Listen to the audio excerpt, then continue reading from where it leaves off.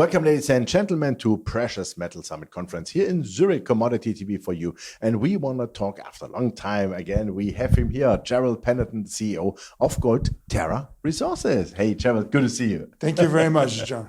Yeah, thanks for taking the time. Gold Terra, we are following the company long time. So, what happened 2024? What's going on? So in 2024, basically, we completed our deepest hole on the property to test the mineralization below the Robertson shaft, which goes down to about 1,900 meters. Successfully, we intersected the Campbell Shear in the first hole late in 2023.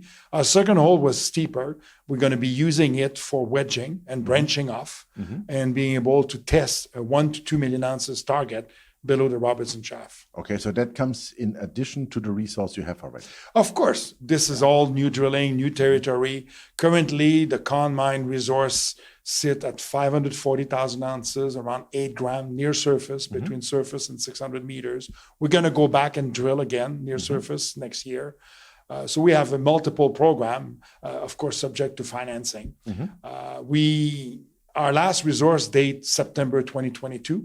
So hopefully with some good drilling in 2025, we should be able to update the resource. Oh, fantastic. Okay. And I think you have a financing ongoing now. So that's the money for next year. Hopefully it works. Juniors always need to have some financing to keep the drill turning. Some people opt out and decided, we're going to stop drilling, but our objective is to get to 2 million ounces on the Con Mine to justify buying the Con Mine from Newmont, which is a deal that is good until the end of 2027. Super. So you enlarged the we date. Extended it Extended the deal for about 2 years to give us more time, because this market does not allow you to progress very quickly. I mean, the money supply is our issue, basically. Definitely. Would it make sense maybe to, I don't know, look for an industry partner like Newmont to bring somebody in addition in? That's what I heard the last 2 days here at the conference a little bit more. Like, we joint venture here, we do something here, because the big buy is paying for the exploration. But I think that's not your thing, right? No. I think when the market is the market, you need to adapt to the market. And we are open. We are open for people to invest in our company from different source. There's no question. But at the same time, you want to keep 100% of a very good project. And that's why we believe there's no question in my mind that with the proper money supply, Gold Terra's asset in Yellowknife is more than 5 million ounces. It's just money to drill. Okay, super. I remember also you had like some open pit ideas more to the north from the Con Mine, right? So what's going on there? Well, we have not been very active. Our last discovery was in 2022 in the Mispickle area, where we intersected 32 grams over 3 meters near surface. This is where we'd like to go back at some point. But we also have the Cresteron deposit, which is an open pit, 4 to 5 meters wide quartz vein system, grading 6 gram open pit. So we think that this would be a good supplement if we were to build a new mill on the Con Mine. Okay, super. Going back to that Con Mine thing with the Robertson shaft. I mean, you've done now those 2 deep holes, What could be then the follow-up there? You said you want to wedge that out on the one hand. On the other hand, do you want to do some more of those deep holes? Because no. One deep hole is enough. Meters, right? No. First of all, doing a deep hole is to prove up an ID. The wedging will actually prove up the resource, but more of it indicated infer. So we're still going to need some work.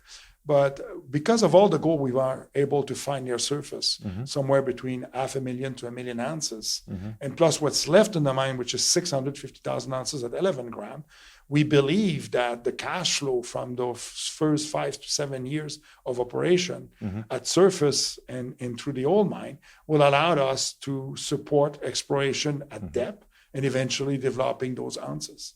But we believe the Con Mine can easily generate 2-3 million ounces of gold. Wow. On top of the 6 million ounces already produced.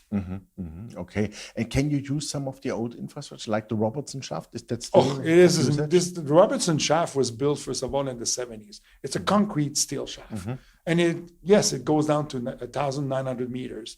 To do this today, that shaft will cost $200 million US, take 3 years, and it's there. It's available. It just need to be resurfaced. When I said resurface, head frame, cables, electricity, all the shebang, and of course clean up the shaft itself, dewater the mine. But this is not something we need to do right away because we already probably have somewhere between 500,000 ounces to 1 million ounces near surface. So we have a good startup mine already for a cash flow.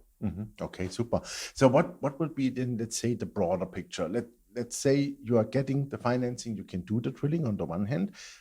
What would look like a possible production scenario with that shaft and this near surface material?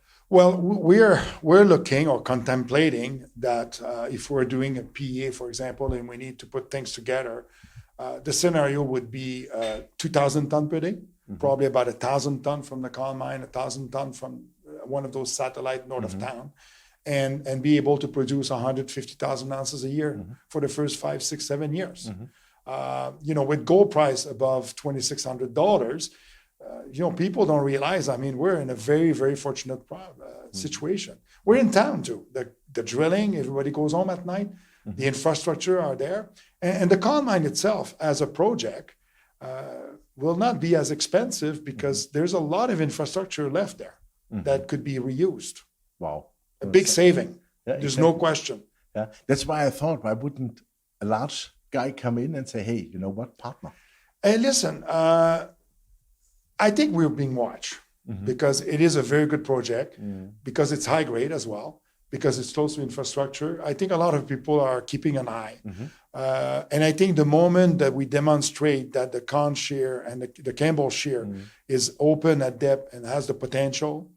So I think even the first few wedges, if they're successful in our program next year, will confirm that and will open the eyes of a lot of people. Super. Perfect. Open the eyes of a lot of people. That's a good thing. Hopefully you are getting the money to really do it, because I think also it's a fantastic project, to be honest. And with open pit and underground potential, high grade, lower grade, but looks really fantastic. Thanks you very much. For your time. Thank you very much. Thank you, Hogan. Thank you. Yeah, ladies and gentlemen, that was Gerald Panneton, the CEO of Terra Resources. And you heard it. Very interesting thing. Fantastic infrastructure, fantastic location of the project. And you have underground, open pit potential. And the only thing, as a lot of other companies have, of course, they need some financing to do more drilling and really to prove more stuff and build the ounces up.